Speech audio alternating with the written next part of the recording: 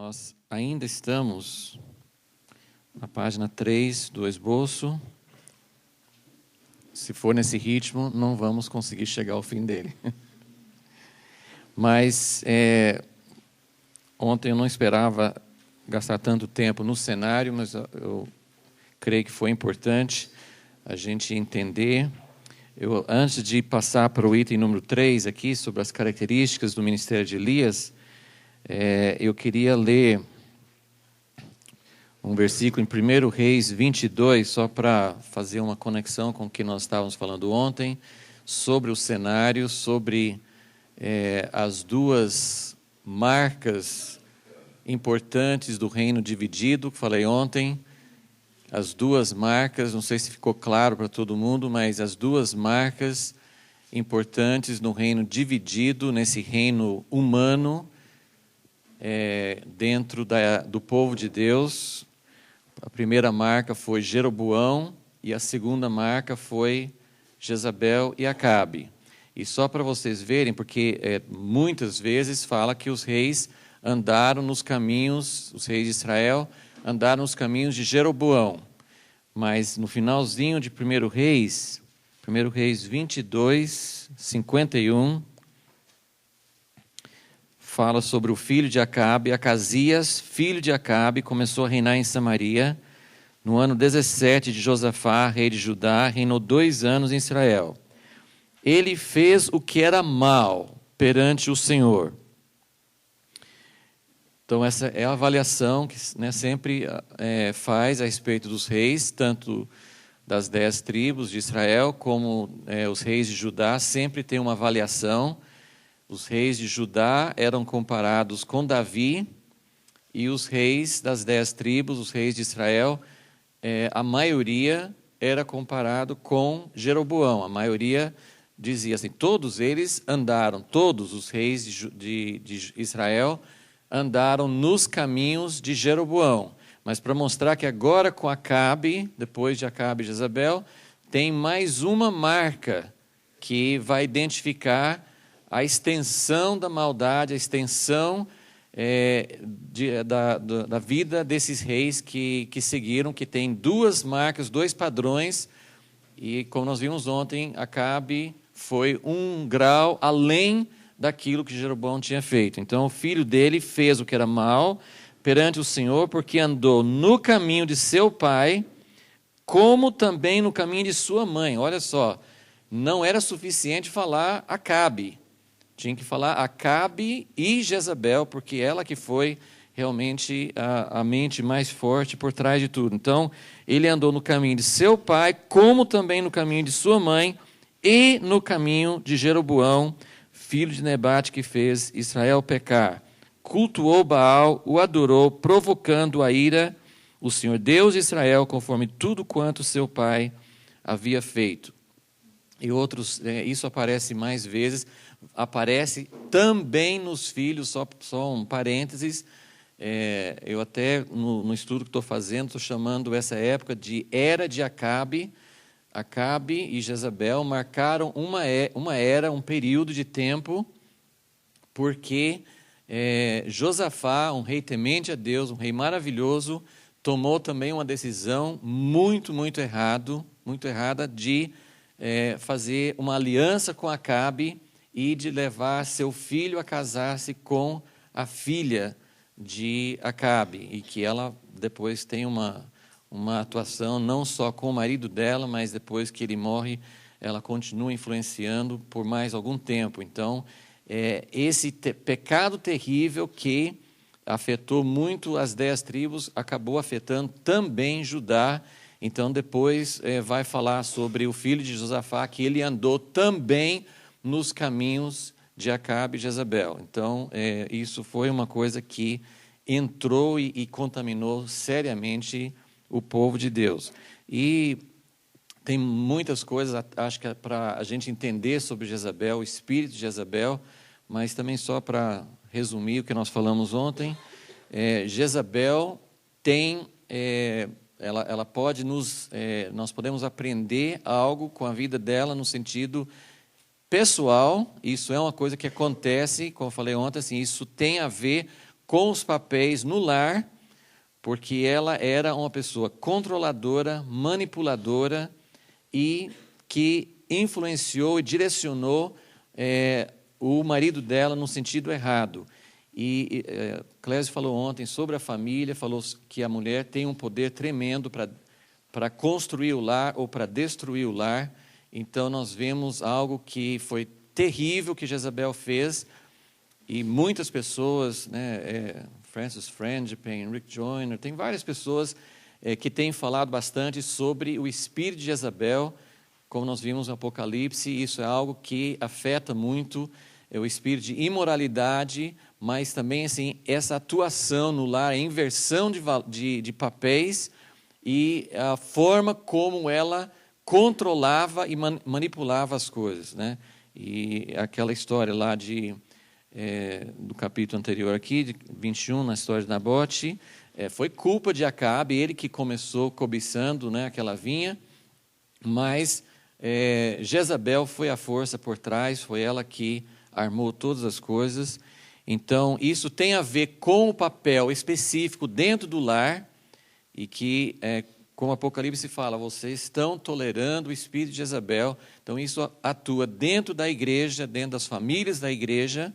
Então, nós precisamos identificar isso, entender que isso é uma coisa muito séria, e também vai além da estrutura do lar. É um espírito que atua dentro da igreja, ela representa o espírito religioso falso, que tem muita ligação com a mulher que está montada na besta, em Apocalipse 17. Então, tem essas duas dimensões, dentro do lar, e também é uma força que luta com propósito contra Deus, contra os profetas de Deus, e que se alia, no final, com o sistema político para perseguir a igreja e para ser a parte desse grande confronto final que vai ter nos últimos dias. Então, em tudo isso, Elias está ali para confrontar, esse é o contexto.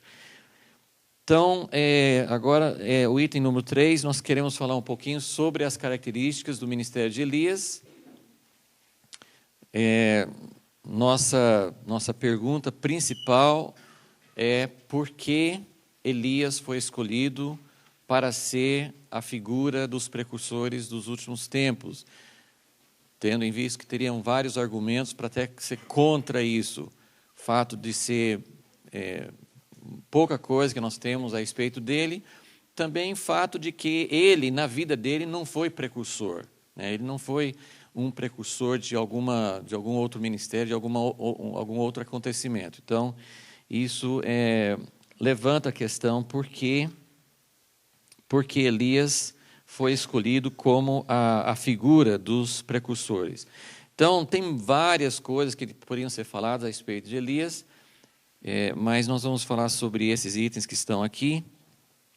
Que Deus nos ajude a entender a essência do ministério dele. Vamos lembrando amanhã que a gente vai fazer mais comparações entre Elias, João Batista, Elias e as duas testemunhas no tempo do fim. Mas a gente já sabe que João Batista, como um primeiro cumprimento do ministério de Elias, muita coisa que Elias fez, João Batista não fez. Por exemplo, João Batista não fez milagre nenhum, né? E a vida de Elias, o ministério de Elias, foi marcado pelo sobrenatural. Então, não é necessariamente, em tudo que a gente vê na vida de Elias, não vai necessariamente acontecer nos últimos tempos, mas precisamos entender quais são as características principais, tentar entender o que havia no ministério de Elias que o tornou uma figura tão importante para esse ministério dos últimos dias. Então, a primeira coisa que temos aqui, na letra A, é autoridade, ligado também com intimidade. Fiquem com as Bíblias abertas nesses capítulos de 1 Reis, que eu vou em cada um desses itens, eu vou pegar algumas coisas das histórias dele, né? Então, a história de Elias começa em 1 Reis 17, e vai até 2 Reis 2, então nós vamos ficar nesses capítulos aí, pegando alguns elementos alguns exemplos, né, que podem nos ajudar a entender essa questão. Eu acho que eu coloquei a autoridade aqui em primeiro lugar, que eu acho que a coisa que mais nos impressiona com a vida de Elias é a autoridade dele. Ele é uma pessoa que aparece de repente. É difícil, assim, tem personagens na Bíblia que não tem tantas informações, mas entre os personagens mais importantes do Velho Testamento, geralmente nós temos mais conhecimento biográfico. Tem alguma coisa sobre como Deus chamou, como é que a vida dele começou. Alguns personagens têm bastante detalhes. A gente tem até sobre, por exemplo, sobre Samuel, sobre Moisés, sobre Davi, etc. Nós temos várias informações que nos mostram como que Deus preparou aquela pessoa, como é que chegou no ponto de ser uma pessoa usada por Deus. Com Elias, nós não temos informação anterior nenhuma, como eu falei, nem nome de pai, não temos informação. Ele aparece de repente, 1 Reis 17:1. Vamos ver como é que ele aparece em cena. Elias, o tesbita, que habitava em Gileade, disse a Acabe. Como é que ele chegou lá? Como é que ele entrou na presença do rei? Nem isso a gente sabe. De repente, tem esse sujeito que não sabemos quem é, e a primeira coisa, o primeiro fato da vida dele ele chega para Acabe e fala. Desse jeito. Então, isso aqui é o primeiro fato e é a coisa mais impressionante sobre Elias, é o fato que ele podia chegar e falar dessa forma. Ele disse a Acabe: tão certo como vive o Senhor, Deus de Israel. A minha tradução, eu acho que tem bastante coisa boa nessa tradução ao meio do século 21, mas esse versículo já não gosto muito da forma que está aqui. A quem sirvo? Muito fraco isso. A palavra acho que várias traduções, sim, em cuja presença estou. E essa daí é melhor ainda, né? Diante de cuja face, porque realmente essa, assim, é uma expressão que é traduzida de várias formas. Então, a quem sirvo não é que é uma tradução errada. O original cabe essa tradução, mas essa expressão peculiar de Elias e que Eliseu também usou, nós encontramos essa expressão 2 vezes com Elias e 2 vezes com Eliseu. Eliseu, que veio depois no mesmo espírito de Elias, com a mesma unção de Elias, ele também usou a mesma expressão. Tão certo como vive o Senhor Deus, em cuja presença estou, diante de quem estou, diante de cuja face estou. E só para a gente entender, essa não é o Novo Testamento, não precisa nem abrir lá, mas se quiserem anotar Lucas 1:19, o anjo Gabriel chega para Zacarias e fala assim: eu sou Gabriel, Lucas 1:19, e sempre estou diante de Deus. Então, o anjo usou, basicamente, a mesma expressão que Elias está usando. Em cuja presença estou, diante de cuja face estou. E é o que Gabriel falou. Então, você compara Elias, o que ele está querendo dizer? Tão certo como vive o Senhor Deus de Israel, né? Assim como o anjo, como é que o anjo Gabriel está diante da face do Senhor? Ele está ali como alguém que está um servo, um mensageiro, o anjo é um mensageiro, ele está diante de Deus, ele tem intimidade, ele está ali na presença do próprio Deus, mas ele está ali como quem está de prontidão. Qual é a ordem do Senhor? Então ele estava ali pronto para receber. Deus podia falar qualquer coisa que ele estava sempre presente, pronto para seguir aquela ordem. Então, é essa expressão que Elias está usando. Ok? Então, tão certo como vive o Senhor, Deus de Israel, a quem sirvo ou diante de quem estou, nestes anos, daqui para frente, não haverá orvalho nem chuva, senão por meio do quê?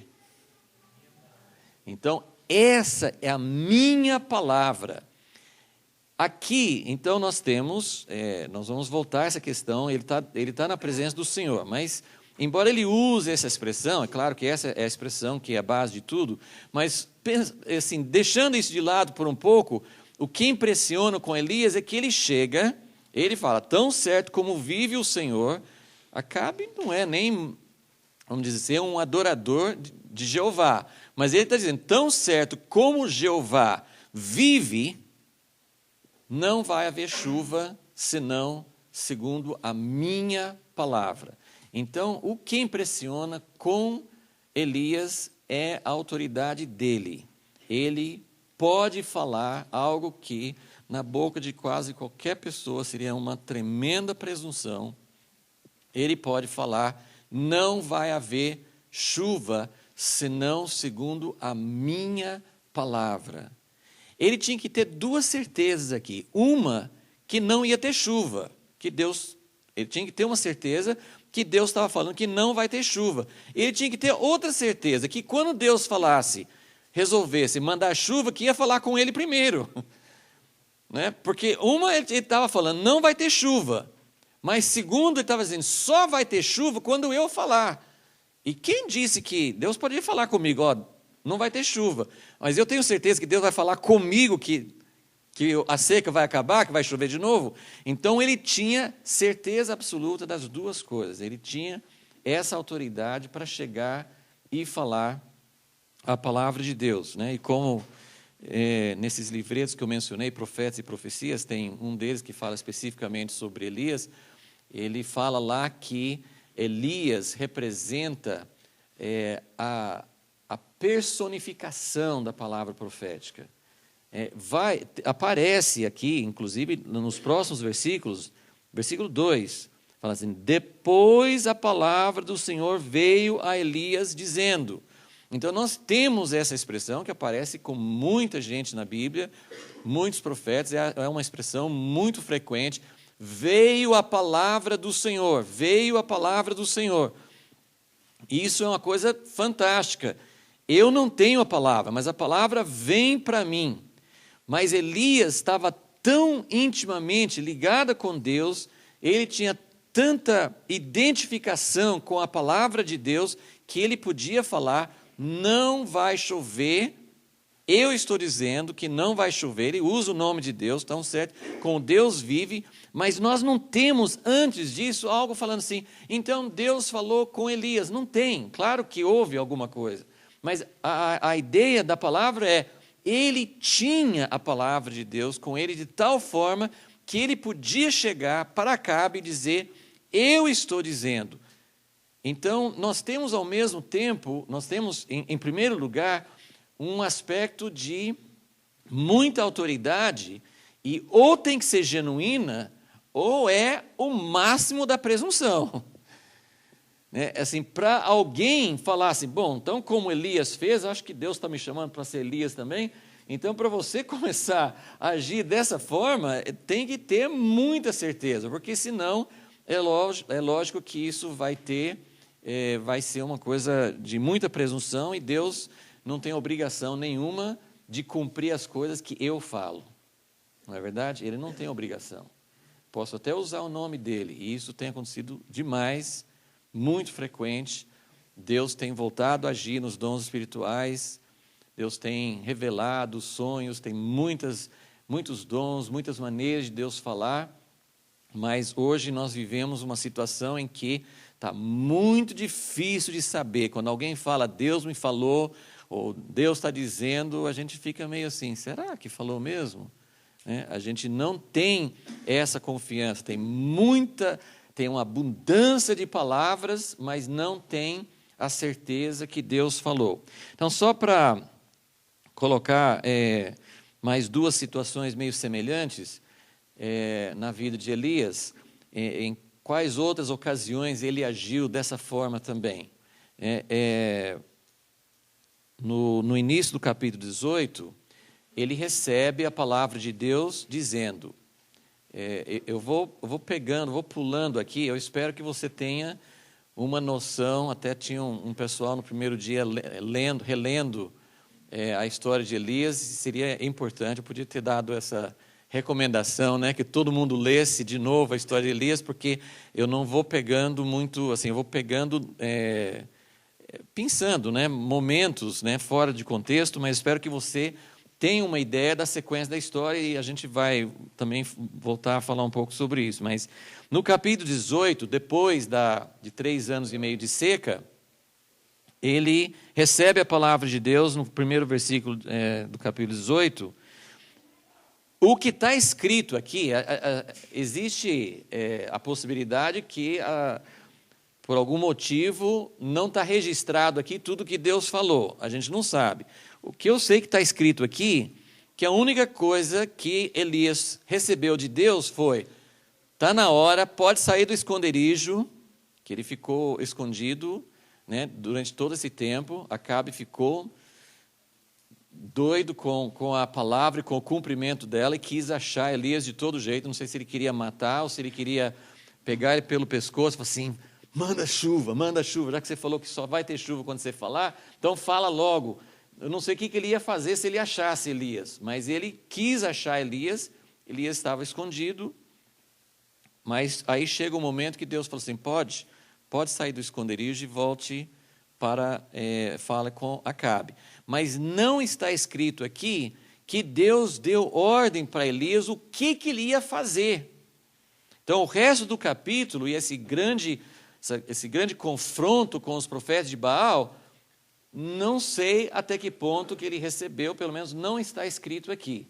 Então, o ponto é: Elias tinha muita autoridade, ele impressiona com a coragem que ele tinha. Primeiro, para falar: não vai chover. Segundo, para dizer: pode chamar todos os profetas, nós vamos ter um confronto aqui, nós vamos ver quem é Deus. Os profetas vão pedir a Deus fogo do céu, ao Deus deles, e eu vou pedir fogo, e o Deus que responder com fogo, esse é Deus. É corajoso ou não é? Né? Então, ele tem muita autoridade, você pode colocar ousadia, ele tem uma coragem enorme para agir em situações que, se Deus não responder, ele é um homem morto. Não é só envergonhado, ele é um homem morto. Então, ele tinha que ter muita coragem para falar essas coisas. Então, no capítulo 18, nós temos mais 2 casos. Esse desafio, o Deus que responder com fogo, esse é Deus. E depois, no final, ele fala também, no versículo 41, 18, 41, Elias disse a Acabe: sobe, come e bebe, porque há trovoadas de uma tempestade. E nós sabemos que não tinha nenhuma nuvem, muito menos trovoadas. Então, outra vez, não está escrito. O que eu quero mostrar é que várias vezes não está escrito: veio a palavra do Senhor. Mas ele tinha certeza da vontade de Deus, do que Deus ia fazer, então ele agia com muita autoridade. E o último exemplo disso está em 2 Reis, capítulo 1, quando o rei Acasias, nós já mencionamos esse episódio, que ele mandou mensageiros para Baal, para perguntar se ele ia sarar ou não. Deus falou com ele para interceptar os mensageiros, para avisar, isso está registrado, ele recebeu uma palavra específica de Deus, dizendo: vá, intercepte aqueles mensageiros, antes que eles cheguem ao destino, encontre com eles e dê a seguinte palavra. E aí ele dá o recado de Deus e fala assim: olha, já que você está achando que não tem Deus em Israel, você não vai sarar, você vai morrer. Mas depois disso, vem aquela situação que o rei Acasias manda 50 soldados com o capitão para prender Elias, e também não sei o que ele ia fazer com Elias preso, mas ele podia talvez matá-lo, porque que negócio é esse, ficar falando que eu vou morrer? E aí nós temos mais uma vez essa situação em que não fala que Deus deu ordem para ele, Ele diz: se eu sou homem de Deus, caia fogo do céu sobre vocês agora. Então, isso aconteceu 2 vezes, com 2 grupos aí, veio fogo do céu e consumiu. Então, esses são exemplos da autoridade de Elias. Então, o primeiro ponto, nós estamos na letra A, sim, mas o primeiro aspecto, essa primeira palavra, autoridade. Ele tinha autoridade, ele tinha ousadia, ele tinha coragem de agir em cima de uma convicção muito clara do que era a vontade de Deus. Agora vamos, logicamente, isso não estava saindo da cabeça dele, né? Talvez alguns pensem, não, esse negócio de mandar fogo do céu sobre os 50 soldadinhos inocentes, isso aí acho que foi da cabeça dele. Mas como que seria da cabeça dele se aconteceu realmente, né? Então, não era da cabeça dele, e agora a pergunta é, como que ele tinha isso? Como que ele podia ter tanta certeza? Então, aí nós temos essa frase: tão certo como vive o Senhor, Deus de Israel, diante de cuja face estou. Então, não precisava, nem sempre a palavra registra que veio uma palavra de Deus para ele, mas, evidentemente, em todas as situações, ele estava recebendo uma ordem específica de Deus. Então, primeiro, assim, essa impressão, puxa, esse é o cara que, parece que ele que manda, ele fala, ele pode falar qualquer coisa e Deus vai confirmar. Não, ele só está nessa posição porque ele tem intimidade com Deus. Ele só está nessa posição porque ele está diante da face de Deus e está ouvindo continuamente o que Deus fala. Agora vamos fazer uma outra sequência aqui de passagens.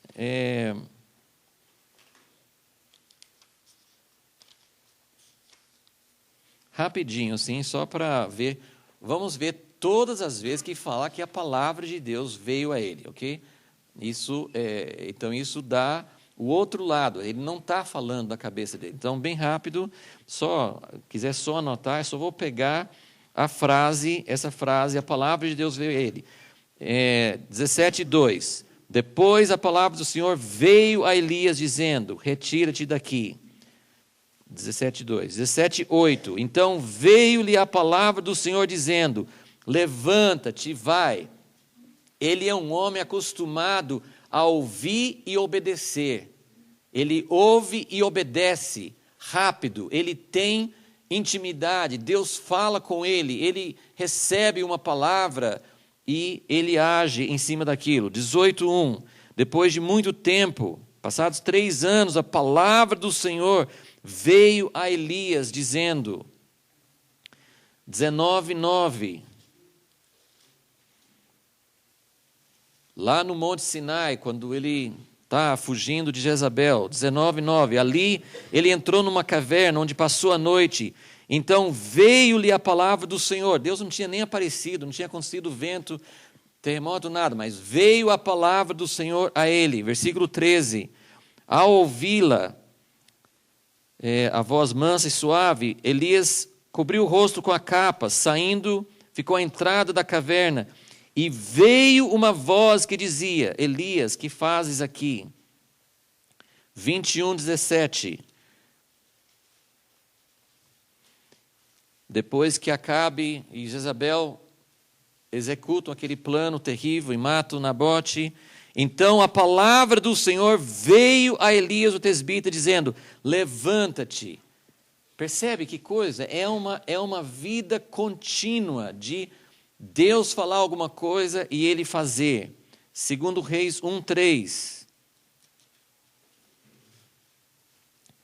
Mas o anjo do Senhor, parece que a coisa está ficando até mais clara, não é só a palavra do Senhor, o anjo do Senhor está junto com ele, o anjo está ao lado dele. No resto da história você percebe que o anjo continua com ele.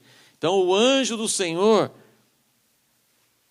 disse a Elias o tesbita: levanta-te e vai ao encontro. 1:15. Então o anjo do Senhor disse a Elias: desce com este, não tenhas medo.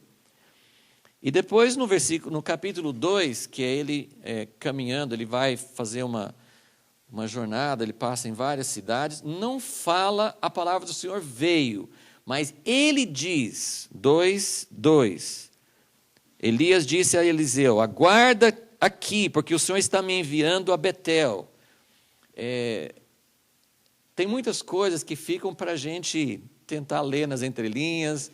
Eu posso entender uma coisa, você pode entender outra, mas o que está escrito aqui, ele foi de onde ele estava, Samaria, não sei onde ele estava, por perto, sim, ele foi primeiro para Betel, de Betel ele foi para Jericó, de Jericó ele foi para o Rio Jordão, e depois ele foi além do Jordão, onde ele recebeu uma condução especial, né, para ir embora.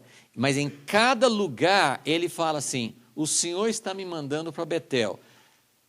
Será que Elias já sabia para onde ele ia? Eu não sei. O que eu quero enfatizar é que aqui está escrito, ele falava com Eliseu: você pode ficar aqui, eu estou indo para Betel, que Deus está me mandando para lá. Chegou em Betel, ele falou assim: olha, agora Deus está me mandando para Jericó. Chegou em Jericó, né, e os filhos dos profetas, eles já sabiam, né? Eliseu, você já sabia, né, tal. Eu sei, fique quieto, eu também sei, também recebo revelação de Deus, não precisa. Mas em cada lugar, ele dizia: Deus me deu uma ordem para ir para o próximo lugar. Então, esse é o ponto que eu quero colocar. Elias tinha autoridade porque ele tinha intimidade. Nós não temos um relato de como ele chegou a essa intimidade, mas ele tinha essa intimidade. Então essa é a característica mais forte. Nós temos assim, quem é Elias? Isso a gente vai ver, né? A gente vê em Apocalipse 11, as duas testemunhas, a autoridade que eles têm. Então o que é visto? Eles são testemunhas, algo sobrenatural acontece. Então é um momento muito forte. Deus está intervindo através de Elias, depois no fim dos tempos, do grupo das duas testemunhas. Mas eles têm muita autoridade. O que descreve na primeira parte de Apocalipse 11 eles têm autoridade, eles podem fechar o céu, eles podem transformar a água em sangue, eles podem matar as pessoas que vêm para prender. Eles têm muita autoridade. É como se tivesse o próprio Deus na terra. Eles têm autoridade. O reino deste mundo está sendo abalado. Tem alguém que é mais forte, tem um governo superior. Então eles representam essa autoridade. Se você lê toda a história de Elias, né, nesses capítulos, Acabe tem esse negócio, né, que ele procura Elias, ele quer matar, mas quando Elias aparece diante de Acabe fica mansinho. E Elias chega assim: eu quero que você faça o seguinte, você vai reunir todo o povo. Gente, quem é rei, quem é quem nessa história? Né? Elias chega e ele fala para Acabe: é o seguinte, você vai reunir todo Israel, você chama os profetas de Baal, todo mundo, eu quero todo mundo amanhã cedo no Monte Carmelo. Caramba, ele está dando as ordens. E Acabe fala assim: sim, senhor, mais alguma coisa? Ele está assim. Agora, de onde vem essa autoridade? Quem é Elias? Quem é Elias? Esse mesmo cara que está dando as ordens, no dia seguinte, basta um recado de Jezabel que ele está fugindo. Então, ele sozinho, ele não tem nada. Ele não tem nada, ele é uma pessoa sozinha, ele não tem nada em si, mas ele vive na intimidade de Deus. Quando Deus dá uma ordem, ele cumpre, mesmo que seja a coisa mais arriscada do mundo, ele cumpre aquela ordem. Mais uma coisa nesse primeiro ponto aqui, da autoridade e intimidade, ele é uma pessoa, então, que ele tem a palavra de Deus, ele tem autoridade, ele fala as coisas que vão acontecer, né? Ele pode chegar lá também para Acabe, naquela história de Nabote, e falar assim: Você achou que você pegou uma vinha para você? Você achou que você podia fazer tudo o que você quer? Pois é, mas tem uma autoridade superior à sua. Então, em cada história, na verdade, é Deus mostrando quem manda em Israel. Quem manda? Você pegou essa vinha, você matou uma pessoa, mas você vai morrer, Jezabel vai morrer, com Acasias e o fogo caindo sobre aqueles soldados, a mesma coisa. Ele está mostrando quem realmente governa em Israel. Apesar de Jeroboão, apesar de Jezabel, Deus ainda é o Senhor Deus de Israel. Ele ainda é o Senhor Deus de Israel. Quem manda não é Jeroboão, quem manda não é Jezabel, quem manda é o Senhor Deus. E esse é o papel de Elias, esse é o papel das duas testemunhas. Elias não muda, o governo todo não muda. E, aliás, eu penso que essa foi a grande crise de Elias, porque depois de tudo que aconteceu no Monte Carmelo, Jezabel continuou mandando. Ele falou assim, Deus, eu não estou entendendo mais nada, não adiantou nada. Porque ele não entendia exatamente o que Deus iria fazer através daquelas ações. Mas ele tinha essa função de levar de confrontar as autoridades com essas autoridades de Deus. Mas, apesar dele ter essa autoridade, tinha momentos que ele falava e acabou.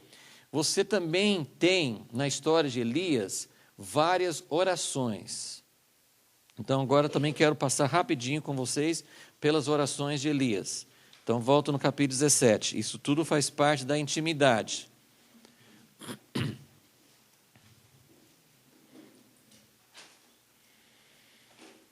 Há orações, como foi falado aqui na nossa oração de manhã, a irmã que teve uma palavra, falou que Deus vai restaurar os dons, vão ser orações simples, não foi?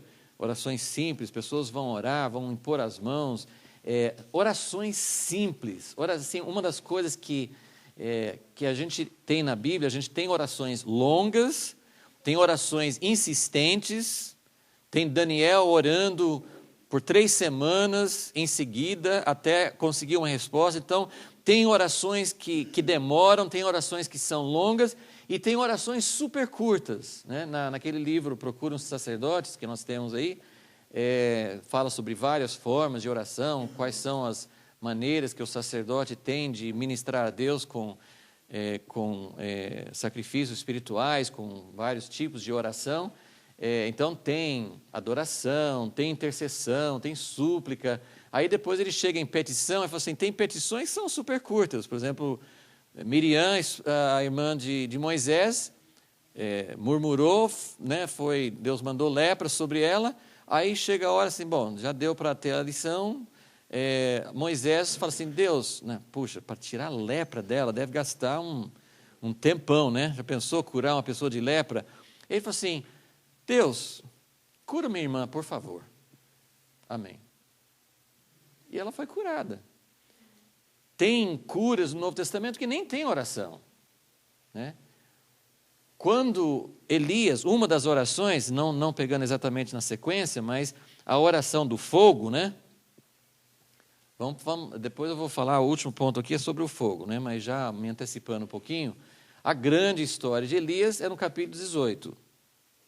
E ali, então, tem esse desafio. Os profetas de Baal vão invocar Baal para que caia fogo do céu. Então, ele dá a chance para eles primeiro. Eles podem ficar bastante tempo, começam cedo. Então, a gente vou dar bastante tempo para vocês. Pode orar, pode clamar. Então, aqui nós temos, e se você aplica essa situação, entendendo que Baal nós não estamos tendo um confronto necessariamente entre cristãos que servem a Deus e um povo totalmente pagão, ou contra muçulmano, sei lá, contra alguém que você acha não está servindo o Deus verdadeiro. Baal é aquilo que penetrou dentro da igreja. Então, nós temos o espírito religioso, nós temos aquilo que está atuando para usar Deus para a nossa própria finalidade, e então nós temos aqui o contraste entre as pessoas que estão acostumadas a pegar uma resposta de bênção, de proveito pessoal, e Deus que é o Senhor, só o Senhor é Deus. Então, como é que foi a oração dos profetas de Baal? Como é que foi a oração deles?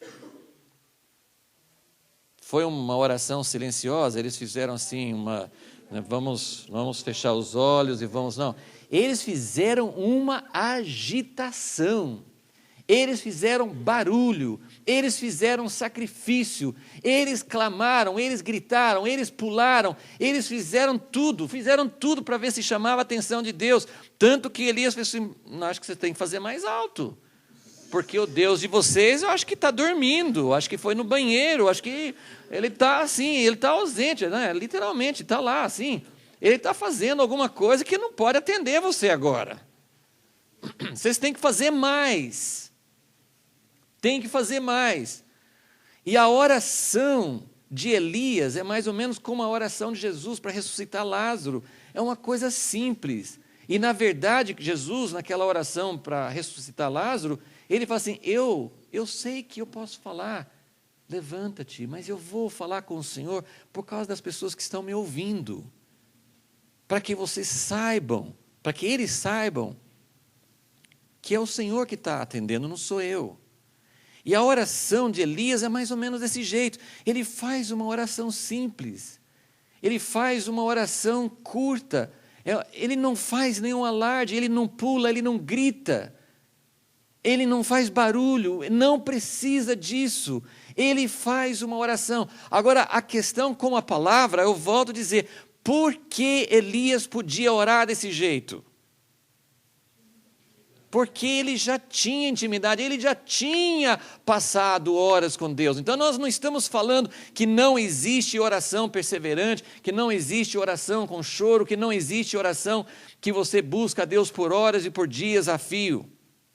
Nós estamos dizendo que nesse momento ele já tinha intimidade, ele já sabia o que Deus queria fazer. Então nesse momento é uma oração de intimidade com Deus. Assim, Deus, eu estou aqui como teu servo, para que todas as pessoas possam saber que eu estou aqui. Você pode até pensar que esse aqui é uma presunção, porque ele fala assim, para que as pessoas possam saber que eu sou teu servo. Não era presunção, ele estava dizendo, eu estou fazendo essa oração para que as pessoas saibam que isso não veio da minha cabeça. Eu estou fazendo essas coisas, ó. Versículo 37, 36. Vamos ler a oração toda. Ó Senhor, Deus de Abraão, de Isaque e de Israel, seja manifestado hoje. Por que nós estamos fazendo isso? Para que nós queremos sinais? Para que nós queremos a intervenção de Deus? Para que nós queremos que Deus apareça? Não é para a nossa tribo, não é para o meu movimento, não é para o meu ministério. Para que é? É o Deus de Abraão, de Isaque e de Israel. Seja manifestado hoje que tu és Deus onde? Em Israel. Em Israel. Israel para Elias não eram nem as 10 tribos. Israel para Elias era quem? As 12 tribos. Todo o povo de Deus. Eu vou voltar nisso depois com o altar. Mas ele não está pensando em uma parte, ele não está pensando em reino dividido, ele não está pensando no movimento, ele não está pensando no ministério, ele não está pensando em nada particular, ele está pensando em Deus e no propósito dele.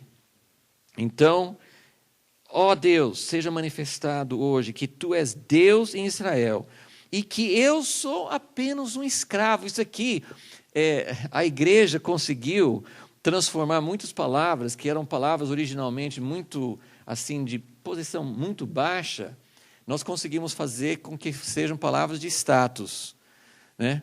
Então, assim, servo é escravo, né? Não tem jeito de escravo ser grande. Quando a gente fala assim, esse é um grande servo de Deus, nós estamos falando uma coisa que não tem, assim, não cabe as duas coisas. Ou é escravo ou é grande, um dos dois. Não tem como ser um grande servo de Deus. O servo é escravo. Eu sou um escravo, eu estou aqui simplesmente cumprindo ordens. Ministro é um servo. Essas palavras de ministro, olha aqui, ele é um ministro, eu sou um ministro, apóstolo, enviado. Apóstolo é enviado, é um garoto de recados. Não tem esses títulos, não tem status embutidos neles. Nós que criamos isso. Então, Elias está dizendo, eu sou apenas escravo, eu tenho feito todas estas coisas conforme a tua palavra. Se você pode falar isso, você tem autoridade. Se você está fazendo as coisas de acordo com a palavra de Deus. Responde-me, ó Senhor, responde-me, para que este povo reconheça que tu, ó Senhor, és Deus, e fizeste, o Senhor que fizeste voltar o seu coração para ti. Então, a oração de pessoas que têm intimidade é uma coisa impressionante, é maravilhoso a gente sentir. Mas Elias tem orações em que ele já sabe qual a vontade de Deus. Mas agora vamos voltar para capítulo 17, porque, embora ele seja o profeta Elias, com autoridade, com intimidade, ele também tem momentos. Aqui nós vamos ter um exemplo de uma situação que claramente Elias não previa. Tem muitas coisas que Elias, ele já sabe, Deus vai fazer isso, Deus já revelou, né? Mas tem uma situação aqui que ele não estava esperando. Quando Deus falou com ele, vai lá para a casa daquela viúva, ele chega lá, ele pede que ela arrume alimento para ele, e tem toda aquela história que vocês conhecem, e depois de algum tempo, né, Deus dando provisão sobrenatural, o filho da viúva morre. Capítulo 17.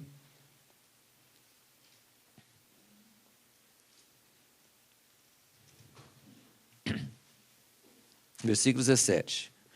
Depois disso, o filho desta mulher, dona da casa, adoeceu gravemente e morreu. Então ela disse a Elias, que tens contra mim, ó homem de Deus? Vieste tu a mim para trazer à memória o meu pecado e matar meu filho? Olha que imagem que ela tinha de Deus, né? Tem a provisão. Como é que Deus ia dar provisão sobrenatural, mas no fim ele quer matar o filho dela? Mas Elias, ele fala, dá-me o teu filho. E ele o pegou nos braços, o carregou para cima, ao quarto onde ele mesmo ficava, e o deitou em sua cama. E ele também reclama com Deus. Ele fala assim, Deus, como é que é esse negócio? Eu vim aqui para a casa dessa mulher e o senhor mata o filho dela. Então ele não estava prevendo isso, era uma situação inesperada para ele. Ó Senhor meu Deus, até sobre esta viúva que me hospeda, trouxeste desgraça, matando-lhe o filho?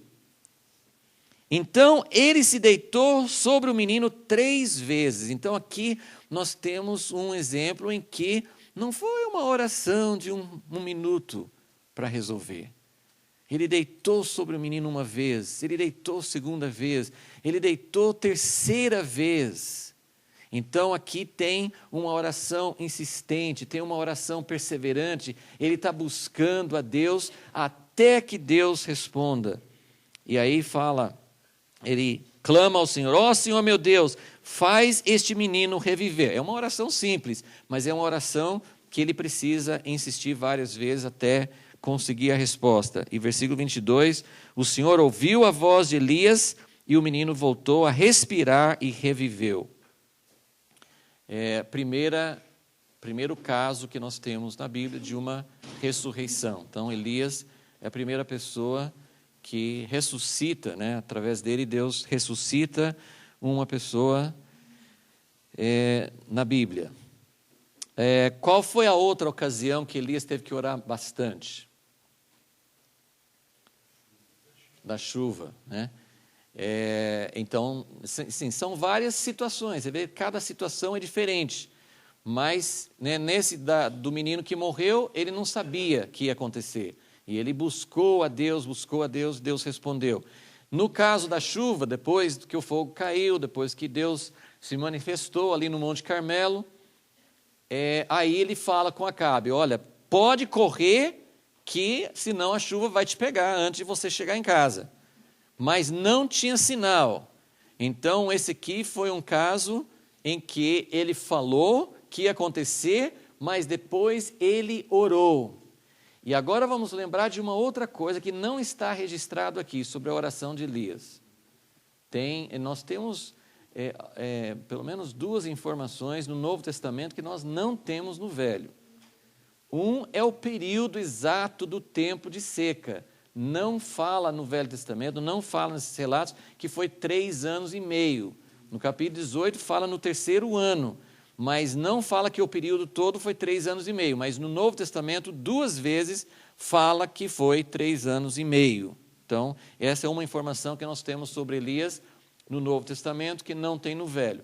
A outra informação é em Tiago, que ele fala que Elias era um homem sujeito às mesmas paixões, às mesmas fraquezas, e esse homem que era igual a nós, porque se ele não fala isso, a gente pensa, não, esse Elias é uma classe diferente, a gente nunca vai ser, não tem possibilidade de alguém ser como Elias, com tanta autoridade, com tanto poder.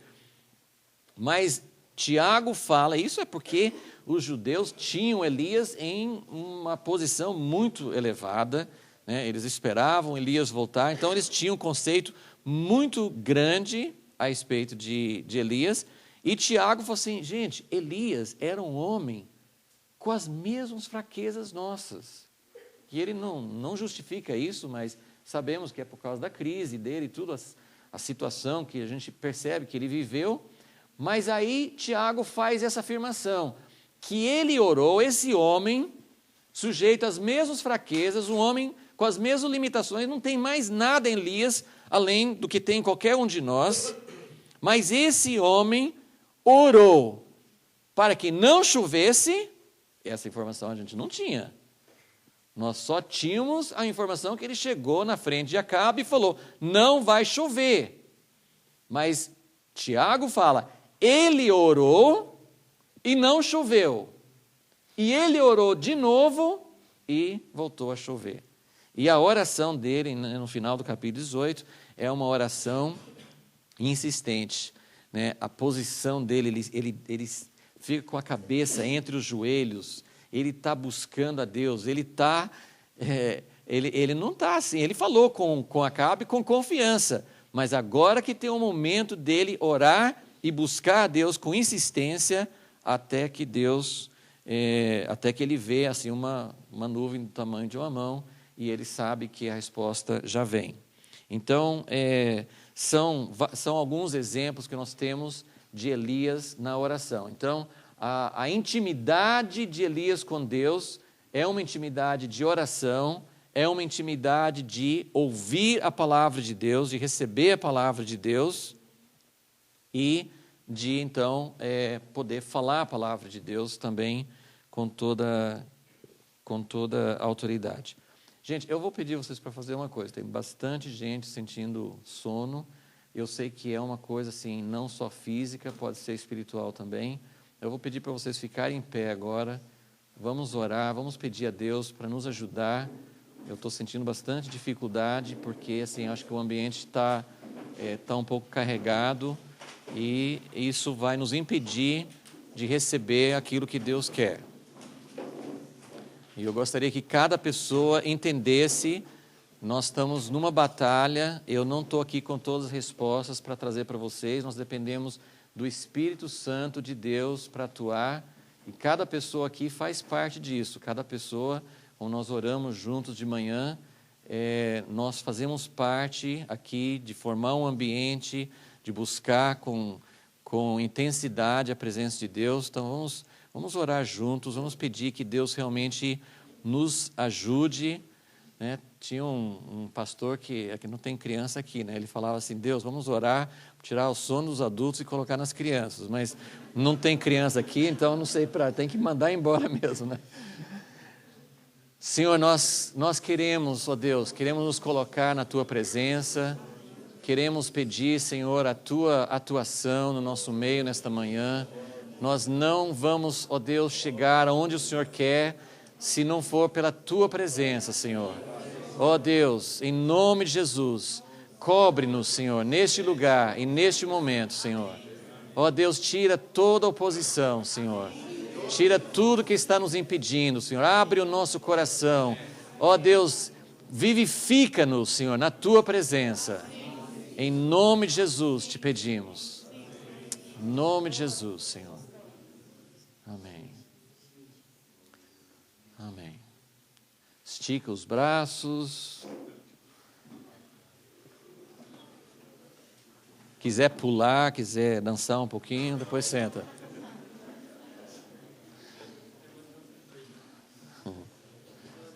Ok, vamos sentar então.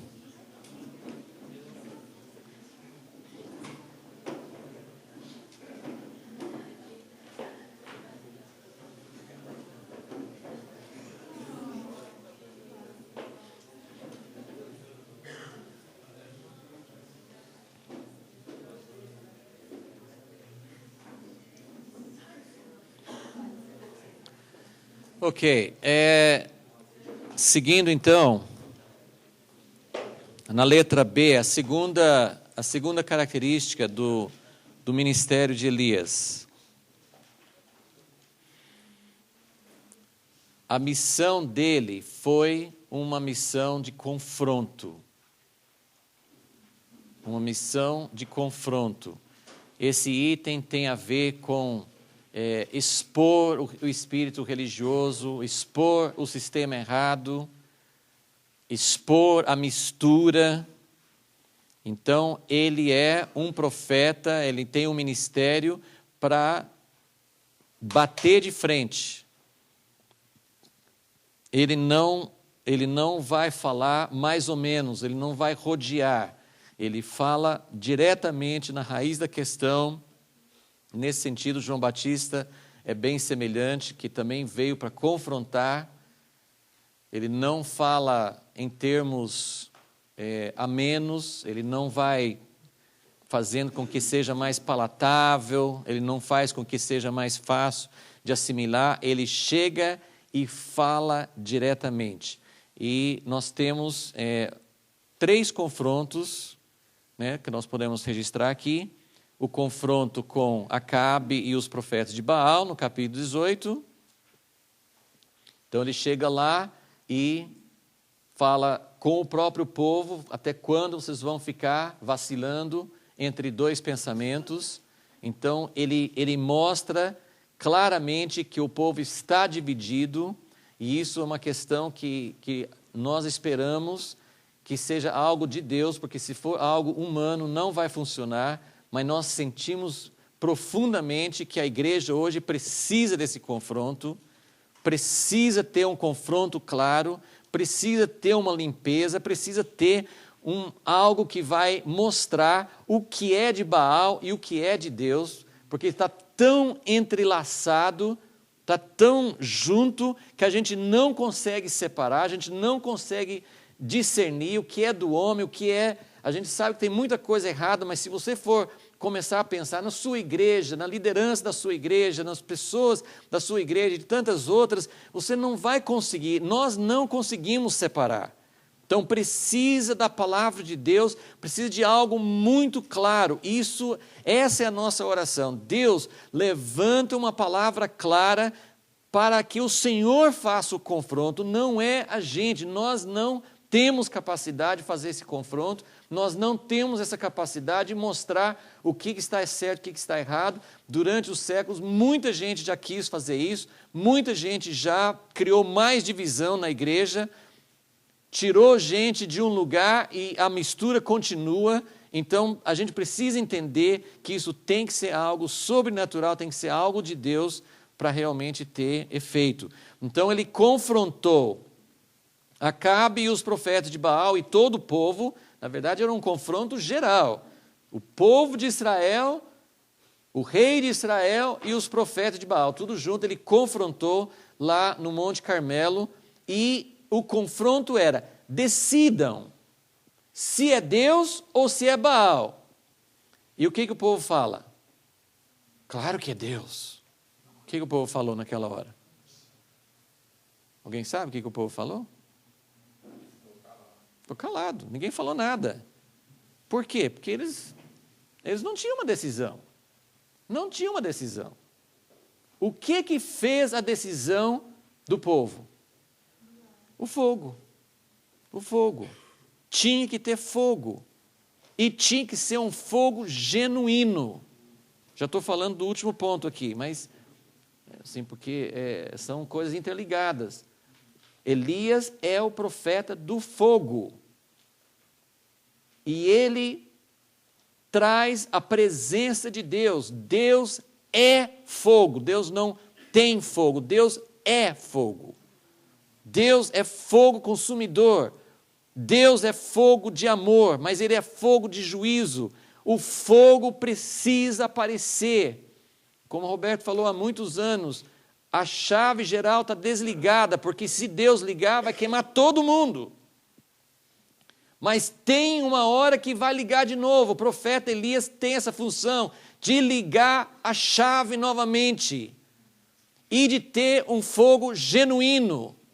E Elias falou assim: olha, esse fogo tem que ser visto como fogo de Deus. Esse aqui não é fogo meu. Nós vamos fazer tudo para que ninguém duvide que é fogo de Deus. O que ele fez?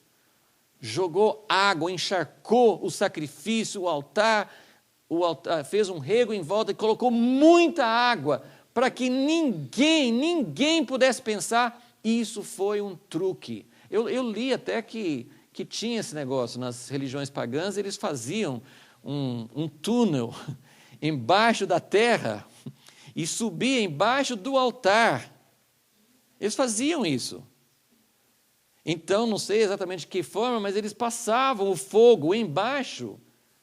E aí todo mundo: oh, que fogo, né? Que nem esses mágicos aí que... como que ele fez isso, né? Então ele falou assim: olha, eu vou fazer algo para ninguém poder duvidar. Ou é fogo de Deus, ou não houve manifestação de Deus. Então, ele fez esse confronto. O confronto com Deus falso só é feito através de ter o fogo genuíno. Se não tiver o fogo autêntico, o confronto não tem sentido. Então, esse foi o primeiro confronto. O segundo confronto foi lá no capítulo 21, depois que Acabe, com a ajuda da esposa, eu falei que a Jezabel era uma ajudadora competente, né? Ele precisava dar um jeito em Nabote, né? Então, ela foi uma ajudadora. O que foi, Acabe? Qual que é o seu problema hoje? Né? Uma esposa solícita, uma esposa, nossa, querendo assim: mas, meu bem, o que está acontecendo com você hoje? Você está triste hoje? Ela aumentou a autoestima dele. Olha que função que a mulher tem. Ela aumentou a autoestima dele. Quem que você é, Acabe? Você é o rei. Para de ficar assim pensando o que eu vou fazer. Você é capaz, você pode. Né? Autoajuda, autoestima, tudo assim. Ela está ali pronta para dar uma mão forte para ajudar ele a conseguir o que ele quer. Né? Mas aí nenhum dos dois contavam com o aparecimento de Elias. E quando Elias chega lá, Elias fazia tempo, né? A gente não sabe a quantidade de tempo, mas fazia algum tempo que Elias não aparecia. Elias era assim. Né? A gente até descobre que Elias, provavelmente, ele era, às vezes, transportado. Eu pessoalmente, eu acho que quando ele chegou na primeira aparição lá para Acabe, que ele falou assim: não vai chover. E Acabe falou assim, peraí, quem que é esse cara? O que você falou? Cadê o cara? Ele foi embora já? Sumiu? Ele desapareceu, essa é a minha parte, né? Mas, mas ele assim, não fala mais nada, e depois fala que Acabe ficou procurando, ele não achou Elias sumiu. E por que eu estou falando isso? Porque quando ele aparece de novo, no capítulo 18, ele não aparece para Acabe, ele aparece para o servo de Acabe, Obadias. E Obadias fala assim, Elias, o que você está fazendo aqui? Vai lá para o rei e fala que eu quero falar com ele. O que eu fiz de errado? Porque eu vou lá falar com Acabe e quando eu voltar, você não está mais aqui. Então, já tinha uma história de que ele falava e sumia. Tinha uma história já. Então, ele falou assim, eu não sei não. E quando Acabe vai lá para tomar posse, né, já que o cara já foi morto e tal, agora posso tomar posse. Elias aparece na frente dele. E Acabe fala assim, como que você me achou? De onde você veio? Como que você me achou? Então ele vai e ele fala, você fez isso e isso e isso errado, e vai cair juízo de Deus sobre você e sobre sua esposa. Gente, eu não tenho desejo. Se eu tenho, Deus tem que queimar isso dentro de mim e de você. Porque a vingança, o nosso sentimento de vingança é um sentimento errado.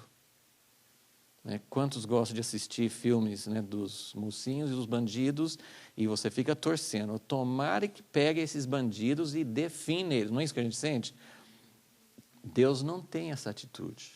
Aliás, é nesse capítulo que Deus, depois que Elias fala com Acabe põe pano de saco, jejua, muda, né, assim, não foi uma mudança total, mas Deus ficou impressionado. Deus ficou impressionado, isso me impressiona. Em outras palavras, Deus não está doido para mandar fogo e acabar com todo mundo. Muito pelo contrário, a Bíblia fala no Novo Testamento, Deus não quer que ninguém pereça e Ele está procurando, ansiando por avisar, e a segunda vinda não pode acontecer sem que haja testemunho. Tem que ter testemunho antes. Deus não é aquele que julga sem avisar, Deus avisa. Ele avisa uma vez, ele avisa duas, quantas vezes ele puder, ele avisa, ele quer arrependimento. Ele quer arrependimento. Então, quando nós falamos sobre esse ministério de juízo, muito cuidado com a atitude no coração. Nós não estamos ansiando por tomara que venha logo o tempo de Deus julgar todas essas pessoas que estão fazendo tudo errado. O juízo de Deus precisa vir. Isso é uma parte que está na Bíblia, não tem como escapar. Para o reino de Deus vir sobre a terra, precisa ter juízo. Não tem outro jeito. Infelizmente, não tem outro jeito. Mas nós não queremos isso. Nós queremos arrependimento. Nós queremos mudança. Porque o nosso Deus quer isso. Se Deus ficou impressionado com a atitude de Acabe, se ele falou assim, Elias, você viu, você falou com ele e ele mudou, alguma coisa está acontecendo no coração de Acabe. Se Deus, como Jesus falou assim, se Deus se alegra por uma ovelha que volta, imagina qual deve ser a nossa atitude. Mas, que precisa ter um ministério, outra vez, que precisa ter uma palavra profética que diga, isso está errado. Isso você pensou que podia fazer isso, que eu não estava vendo, mas eu vi tudo que você fez, eu vi os planos, eu vi o que você fez, e você matou uma pessoa inocente, você roubou a herança daquela pessoa, em vez de ser um governo para abençoar o povo, para fazer com que o povo receba a herança, você está roubando a herança do povo. Precisa ter isso. Elias foi esse ministério de confronto. E o terceiro confronto é segundo Reis 1, nessa história que já falamos, que o filho de Acabe foi mandar mensageiros para um outro Deus, perguntando se iria sarar ou não, e Deus mandou Elias ir lá e falar assim, confronte o rei, fale com ele o que ele está fazendo. E, na verdade, tem uma quarta, que é até difícil de entender, porque aparentemente vem numa época que parece pela cronologia que Elias já tinha ido embora. Se ele mandou uma carta, tem uma última história, que é 2 Crônicas 21, que ele manda uma carta para o filho de Josafá, que é neto de Acabe. Não, desculpe, ele é genro de Acabe. Ele manda uma carta, ele está andando nos caminhos de Acabe e Jezabel, e vai uma carta para esse rei, falando, porque você fez isso, isso e isso, você vai morrer uma morte horrível. Então, foi um quarto confronto com autoridades, ok? Então, 2 Crônicas 21. Essa história não está no livro de Reis, no livro de Crônicas quase não, é a única menção que tem de Elias no livro de Crônicas, mas tem mais essa história lá, ok? Vamos em frente, estamos quase sem tempo aqui. Letra C, então, a intervenção divina na história. Isso aqui é um ponto muito importante. As duas testemunhas de Apocalipse 11 são Moisés e Elias. Moisés e Elias, pensando em Elias como Elias e Eliseu, esse período de tempo juntos, foram os dois períodos na história do Velho Testamento em que houve mais sinais, milagres, a manifestação do sobrenatural. Então, é interessante que as duas testemunhas são justamente essas duas figuras, né? Moisés e Elias. Quando você pensa em sinais e milagres, por exemplo, no tempo de Jesus, né, houve muitos sinais e milagres, Jesus realizou muitas curas, ressuscitou mortos, repreendeu o vento, né? Ele fez muitas coisas, mas os sinais e milagres de Jesus não foram para... Assim, foi uma grande intervenção de Deus na história, mas não foi o tipo de intervenção que é representado por Moisés e Elias. Moisés e Elias, eles tiveram sinais e milagres não muito no sentido, Moisés principalmente, não foi no sentido de cura, de bênçãos pessoais.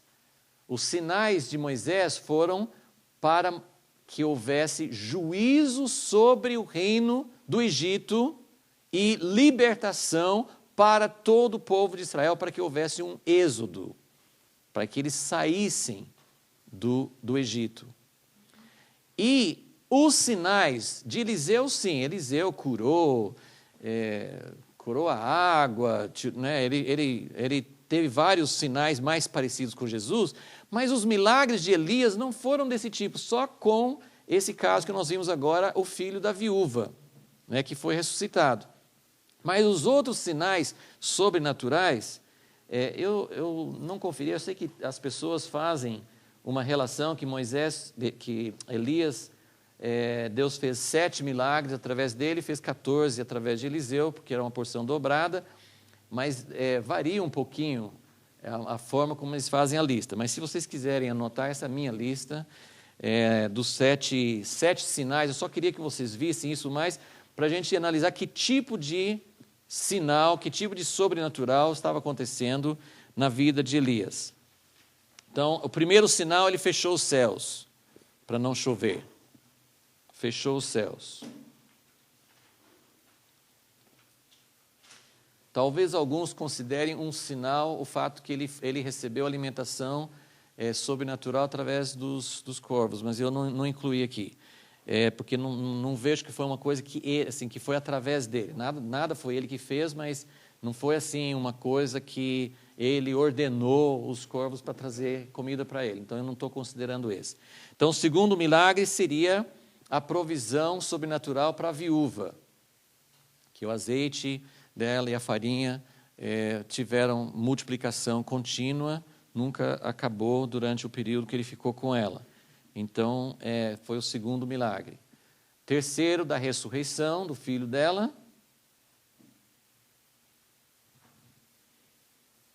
Quarto, o fogo do céu no Monte Carmelo.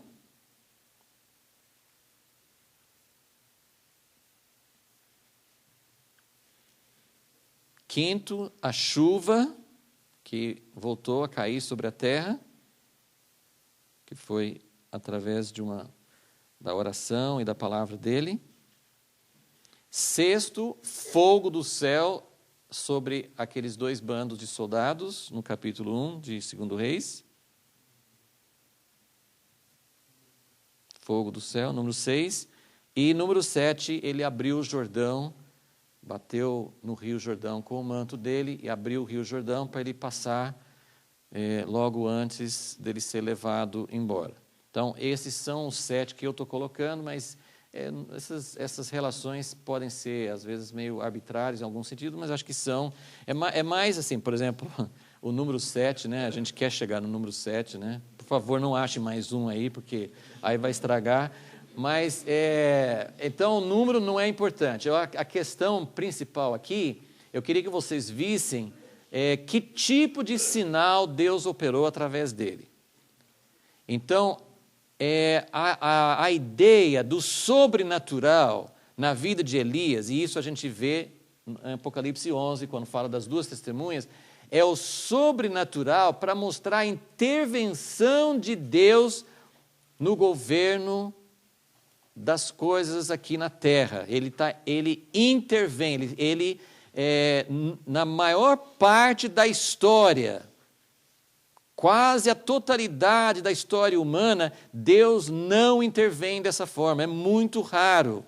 Não temos muitas intervenções de Deus na história. A gente conhece algumas, talvez não apareçam tão claro como no tempo antigo, mas houve uma guerra naquele livro O Intercessor, ele mostra a intervenção de Deus no final da Segunda Guerra Mundial. A maioria das pessoas, os historiadores, não reconhecem porque Deus não apareceu com anjos e coisas assim, mas houve uma vitória muito clara dos aliados no final da Segunda Guerra, que foi resultado de oração, Então, naquele livro Intercessor, você vê isso.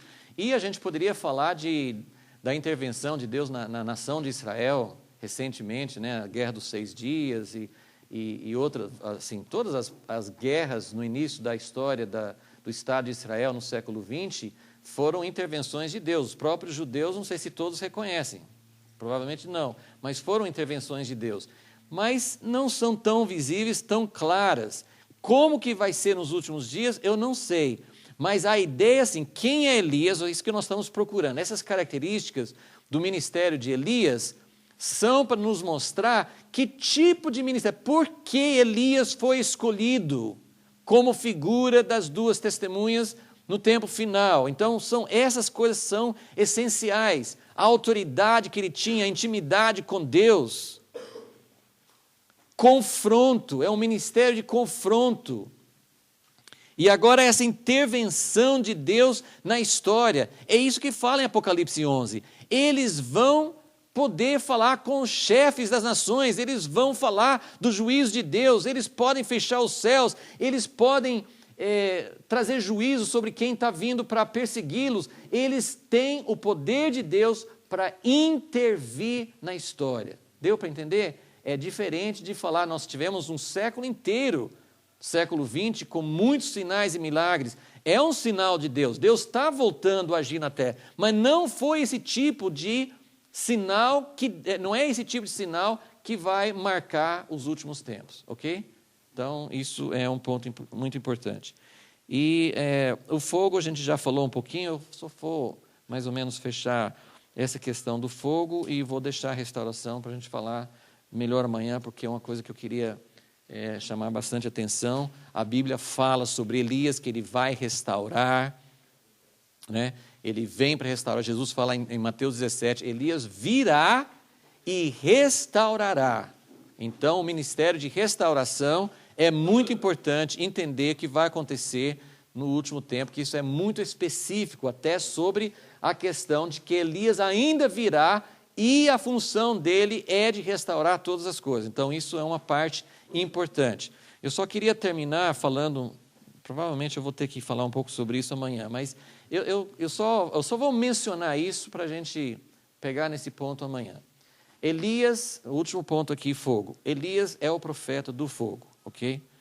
Ele é o profeta do fogo. João Batista, que veio no espírito de Elias, não foi o profeta do fogo. Ele foi o profeta do quê?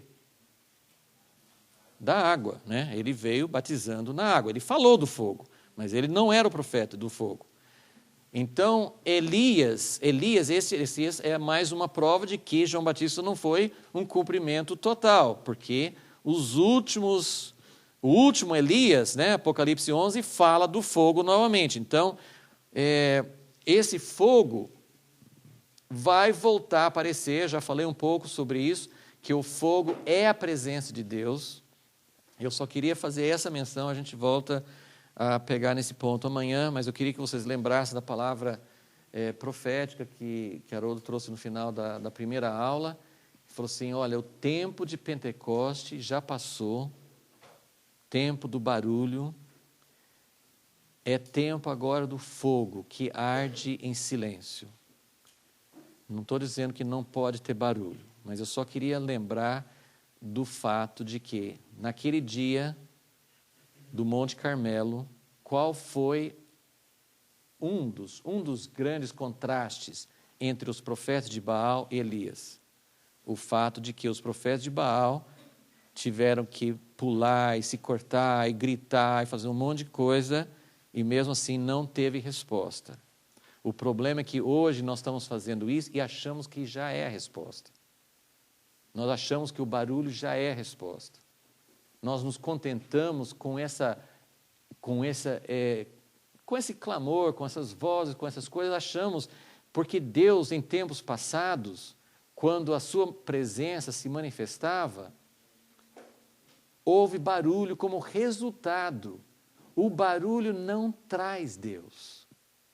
O barulho pode ser, nem sempre, mas o barulho pode ser um resultado da ação de Deus. Mas o barulho não traz Deus. O que nós precisamos é fogo. E nós precisamos saber que o fogo não é imitação. Nós precisamos saber que o fogo não é uma coisa que a gente gerou, que a gente produziu.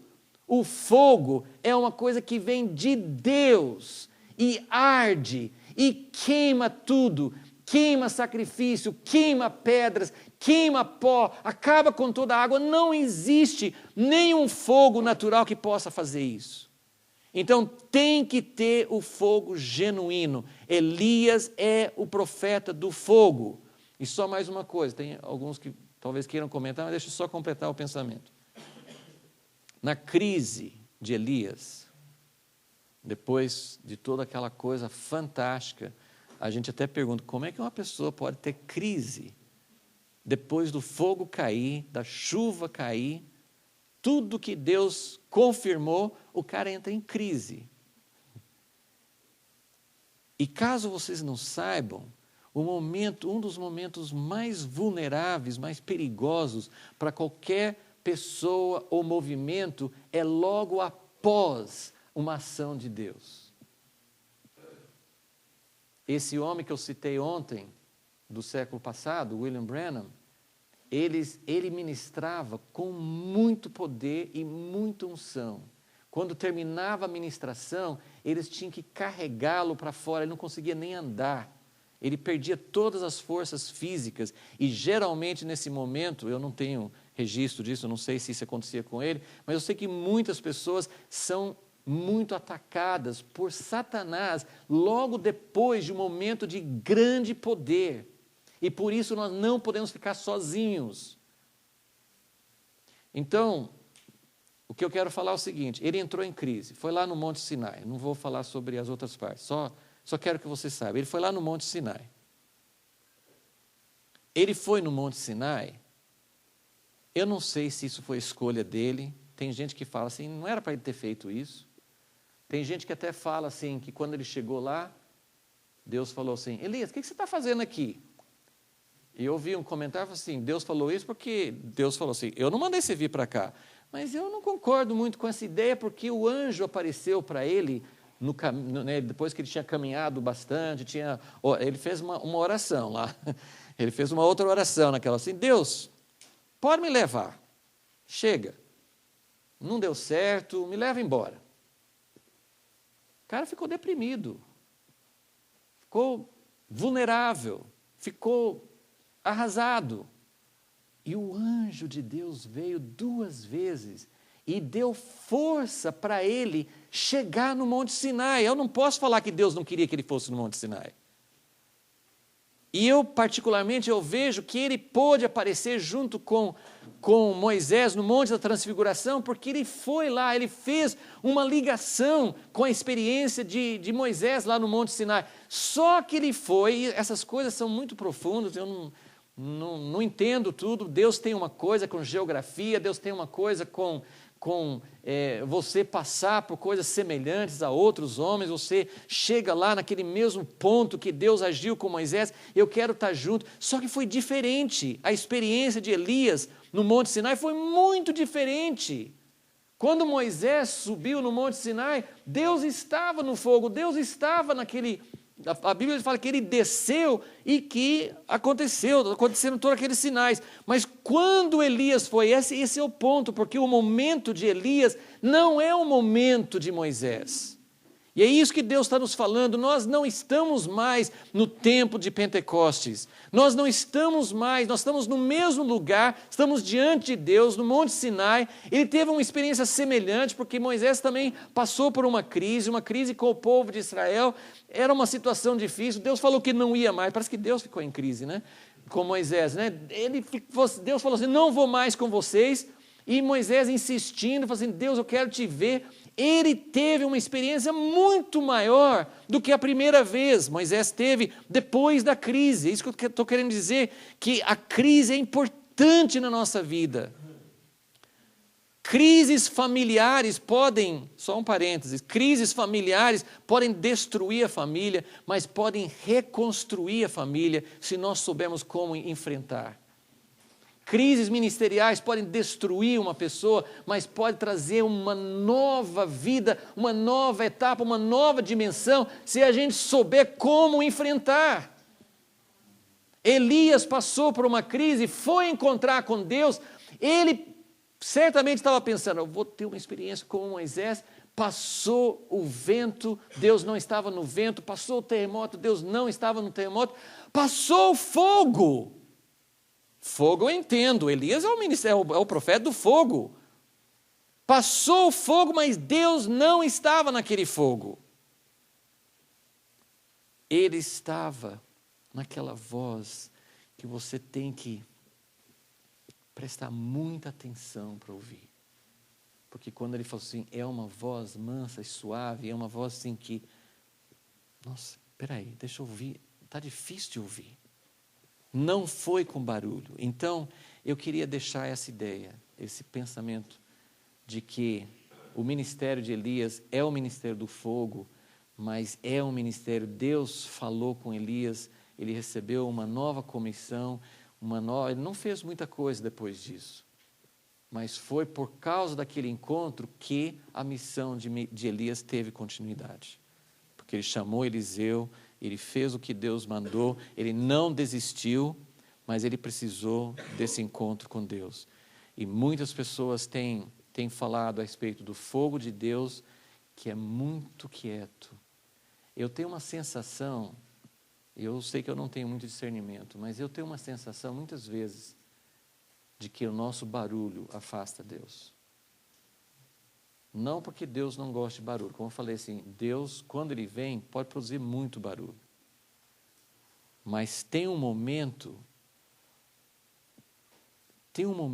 que nós precisamos ter sensibilidade, uma música suave, talvez uma oração, quase não escuta a voz da pessoa.